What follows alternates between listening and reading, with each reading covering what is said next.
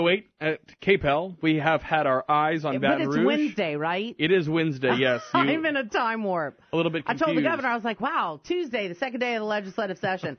He just started rolling. You know, it's because we didn't do the show in the studio yesterday, so you're a little bit confused, I think. But then I was messing up things I was reading, so I don't know. I think I probably need a half day today. Well, I think you need to send me home and send me just I should go home and take a time out. Okay. Well, we do have a lot to get to. We do have the governor on the phone, Governor John Bel Edwards from Baton Rouge this morning. Good morning, sir. Good morning. And, Bernie, is that a paid timeout? That's what I'm kind of pushing for here. Okay, gotcha. We'll see. We'll see how this interview goes. I might have to give her a break. So we are on day 3 now. Lots going on. The legislators are there looking through some things. Obviously, the budget, a huge topic on a lot of voters' minds. I know the legislators that we have talked to who are they are getting to work. Where do you see us going, and kind of what part are we at this point to get the budget where we need to be? Well, it's still very early, and we're meeting with legislators every day and talking to them, really trying to make sure they understand the urgency of the situation. We have a $1.3 billion fiscal cliff that's coming July 1st, 2018. That's more than a year away, but this is the last fiscal session between now and then. And so I have put forth a detailed, comprehensive plan that would address that situation, and now we're just trying to make sure that legislators understand that if they choose not to do that, then we're going to be back in one or more special sessions when the options won't be any better. And so I'm hopeful, I'm optimistic that we're going to be able to make some real progress. But it's difficult because we're not doing the things that we like to do that are pleasant. But it's the situation that we find ourselves in, and it's only new revenue and cuts. In fact, when I say new revenue, the reason we have a cliff is because the 5th penny of sales tax falls off the books. That's $880 million. So we're not looking for a lot of net new revenue, but we do have to find a way to replace that penny, and that's going to be a challenge. And look, I understand it. It isn't pleasant, but it's not going to be any more pleasant next year. When you have to. Yeah, and people are worried though, like about the business tax. This idea that it's going to have a chilling effect because you're going to, and that they'll, as consumers, end up paying for it too. The business people, boy, we've talked to so many different people now. They hate it. I mean, honestly, I guess that's the strongest word I can use. They hate it. Well, Bernie, look, I understand that. People don't like to pay more, and I get it. But people need to understand, too, that 80% of the corporations in Louisiana are not paying any state income tax. And, in fact, if you look at the revenue mix for the state of Louisiana, the individual income tax, that's 39% of our revenue. The sales tax, that's 39% of our revenue. Corporate taxes, including both the income tax and the franchise tax, 3%. It is historically low. And it was my meetings with legislators across the state where they said we can't ask individuals to pay more when we know corporations are not paying their fair share. And the commercial activity tax functions as an alternative minimum tax so that those entities that are not paying, they step up and they start paying their fair share because every corporation in Louisiana is putting demands on Louisiana. And so I understand that individuals don't like it, but it is a basic fairness issue as well as a revenue issue. But what about the S corporation people? We had a lady call us the other day, and she talked to us a lot about that and the impact that it has on her and her family because they end up paying that. They just end up paying it in their income tax. Well, there's not a double tax on the S corp other than the relatively small fixed amount that they would pay because the 0.35% of your gross receipts, that's only paid by the C corps. So the S corp, depending on how much the gross receipts are for that particular business, there is a small fixed amount that ranges from $250 up to about $1,500, I believe it is. And so I don't know where she would fall on that, but whatever they pay in state income tax would be at the entity level is deducted before they pay individual income tax. You know, I have to ask, if I had $1 for every time someone called this show and said, well, Texas does it this way. Well, Texas does it this way. They have roads. They have schools. Yeah. Do we have some kind of idea what the percentage, the tax responsibility of business is there? Are we just trying to get to that level? I mean, well, first of all, that is something you hear quite often. The one thing you have to remember is Texas has a huge property tax that we don't have in Louisiana. And in fact, all of the property tax in Louisiana is paid to the local government, and it's a much, much smaller property tax. Part of the property tax paid, it's actually an inventory tax, is actually refunded in the tax credit by the state, even though it's the locals that get it. But the other thing is there is sales taxes on services in Texas in a very broad way, which, by the way, makes sense because the service sector is growing. And it's not as subject to being displaced by the internet sales. So, what about the difference in, we know from what I've read, the Texas, what their kind of answer to the commercial activity tax is geared towards the margin, not the gross. Well, that's correct. I think they call it. In fact, they call it a margin tax. Mm-hmm. But which, it is. You might have more businesses agree that makes a little bit more sense and is a little bit more fair. Well, you might. We believe that the proposal on the table is fair, but we're interested in having those discussions. If we can modify this in a way, bring some of these corporations onto, into paying taxes that are currently not paying taxes. It is literally true that we have mid-level and low-level employees at some of the most successful corporations in the state who are paying more than the corporations they work for in income tax. Let's talk about the oil industry here, and especially as it pertains to the economy and jobs. We look at regulation in the state. We're at a different place. I know that's not what the focus of this session is going to be right now, but it seems that the environment, the legal kind of environment that we have here in this state, is making people go other places and making companies go to other places in the oil industry. Do you see that as a long-term problem? I don't see it. I mean, I know that I hear it, but there's not much evidence for it, as best I can tell. And you talked about two things. One was regulation. I really don't ever hear that the state of Louisiana is over-regulating that particular industry. Now, I do hear it in terms of the federal government and regulations, and I know that there's a concerted effort going on in Washington right now to reduce those regulations.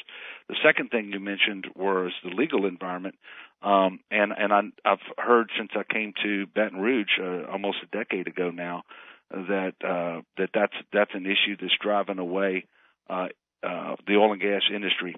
I don't see much evidence for that at all, but the fact of the matter is, the law applies to everybody, and I don't know how you excuse one sector of your economy if there are entities out there who feel like they've been damaged by oil and gas exploration and production activities. They get to bring a lawsuit, and I don't know that you should ever carve out an exception and say this industry is just never going to have to be held to account for those things. So I understand that it's a tough issue for a lot of people, but I don't believe that there's actual evidence to support much of what they're saying.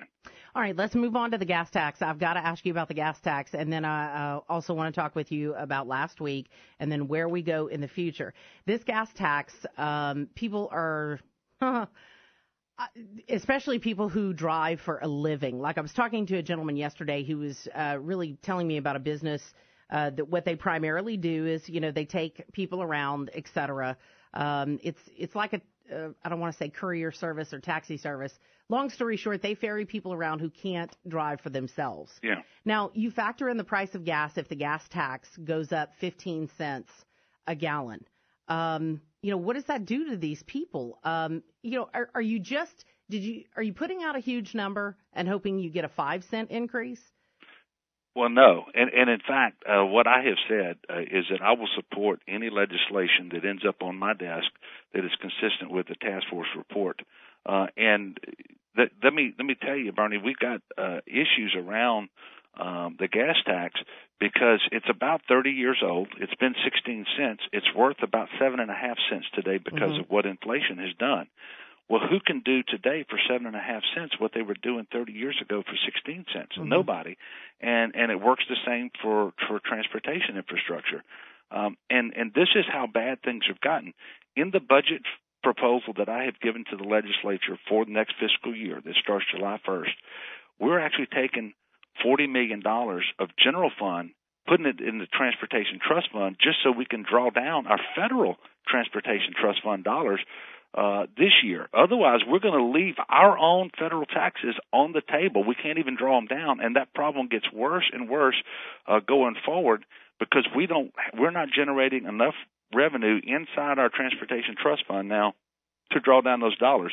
And that's before the president ever gets to his $1 trillion 10-year infrastructure initiative, all of which is going to have a non-federal match. And so it's just the impact of inflation over time erodes the purchasing power, and if you don't restore it, you're never going to have more than we have. And every single time that I'm in your area, for example, there's all the talk about I-49 south. Well, how do you complete it if you don't have the revenue? Okay, and I think everybody agrees about that. And I know that your buying power is not the same that it was 30 years ago. But you know what else people agree on? What the heck have people been doing for 30 years? I know that there are a lot of good people that work in state government, but are there not also some inefficiencies? And let's compare.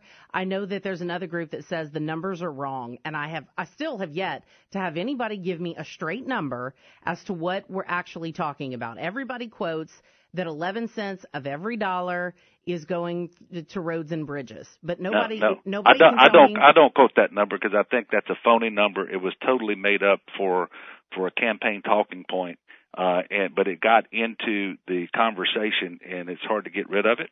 But that 11-cent number is not real, and we have 30,000 fewer state employees now than we had just several years ago. Okay, and that's and great. so about transportation. Yeah, so what's the number? I understand is that, it 80%? Are we 80%? But the one thing I can assure you is you're not going to go into these departments. I will never say that there isn't a way to be more efficient, but the types of dollars that you're talking about freeing up through increased efficiencies are nowhere near what you have to fund these projects. I know that, but when I have a business and I want to spend my money with a business, sir, when I go in there and they're rude to me, I don't go back. And I got news for you. If somebody's running a business and they're rude to me, that's not efficient. You have hired an employee that shouldn't be there, so why would I go there? I'm not getting good service, and people feel like they've not gotten good service for the money that they have invested in the last 30 years. So they do want those efficiencies taken care of because they think that's a sign of leadership, sir.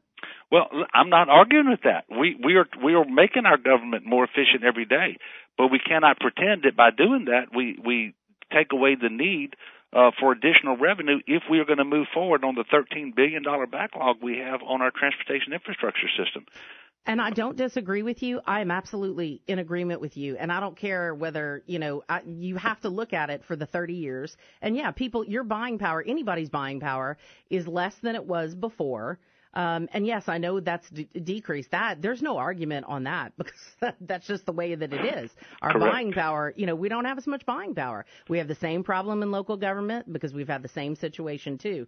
But people do call for more efficiencies. Now, what happens with this number? Can we get a number if we don't have a number, Governor? What I think people really want is if that 11 cents on every dollar or this 11%, if that is not the number, people need a number. That's how people look at it. And I know that sounds crazy because it's not the details that everybody goes through at the legislature or that you go through with your administration, but the common man says, tell me what it is. It's the same thing with charities, Governor. They ask us all the time, well, how many cents on the dollar does Red Cross give back to the victims? How much do the Salvation Army give back to the victims? So people are asking, they want to know, do we get 89 cents for a buck that we give the transportation department? Do we get only 11 cents of power? What are we really getting? And did the task force, the transportation task force, can they give us a number like that? Well, I believe that we can answer the question in a much better, more accurate way than that 11% number. And the other thing we're absolutely interested in doing is tying any increase in the gas tax to more transparency about those issues and preventing those dollars from going to, for example, overhead at the Department of Transportation, so that we put it only into projects, into roads, into bridges, into ports, both preservation and maintenance on the one hand and new capacity on the other. We're absolutely open to doing that, and we expect to be held accountable for these things. And we know that we have to make government more responsive and more efficient. We're doing that. At the same time, we cannot pretend that that itself is enough. And so, it's a very difficult thing that we're doing. Nobody wants to pay more, but everybody wants better roads. Everybody wants everybody wants the backroom deals and all of that stuff cut out. And I know that you say that you're trying, because I think every governor legitimately tries. I really do. But now we got to find a solution on how to do it and how to do it quickly. Yeah, and to be very honest with you, I don't. When you say the backroom deals, I'm not even sure what you're referring to there. But obviously you want to make sure that you have a responsive government that is doing the best that it can as a good steward of the taxpayers' dollars, and that's what we're doing. And I will do what I can to get you more information around these specific questions that you are asking. But the one thing that I can tell you today, and I have no fear that I'll ever be contradicted on this one, the 11% number is just made up. Okay, Governor, we are running short on time. I do want to hit on one more thing with you before we need to move on to Winging It Wednesday here on KPEL. Last week, a lot was made of testimony in Congress regarding flood relief. We do know that the Department of Housing and Urban Development have come out and said they have a process for the state to get the $1.6 billion in the form of a line of credit. Where are we on that? There are still people here in our area that aren't living in their houses. What's taken so long? Yeah, well, first of all, the HUD, when they signed the grant agreement last Tuesday, not yesterday, but last Tuesday, for the first time, the federal government, through HUD, became obligated on that $1.6 billion towards the state of Louisiana. And then by the end of the week, the line of credit was established, and then on Monday afternoon of this week, for the first time, the $1.6 billion was placed into that account and made available to us. Monday is also, and by the way, so the money is available to us on Monday. The hearing you're talking about was last week, and we had congressional members who were feigning outrage that the money hadn't reached the people yet, but the money had not come from HUD. It absolutely was not available. But also on Monday, we stood up the homeowner rebuilding program. And we've actually, I think, right at 10,000 homeowners have done the survey.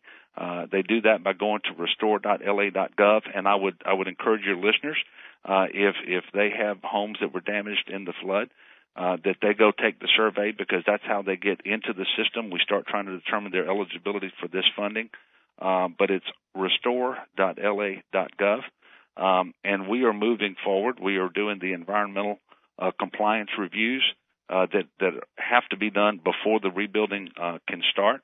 And one of the things that I think was lost is the state of Louisiana, in submitting its action plans, was historically fast with respect to getting with Housing and Urban Development in Washington, submitting action plans, getting those action plans approved, and the $1.2 billion that wasn't scheduled to be available to us until July, it's actually available to us now because of how fast we moved, so that we were able to put the two appropriations into one program, which is going to allow us to administer it more efficiently, and that allows more dollars to actually get to the homeowners as well. All right, Governor, I do appreciate how fast you think your department went. There are still people here, Youngsville area of Acadiana, many other areas that still have no drywall in their house. So to say that it's happening, fast on your end, why is that money here yet?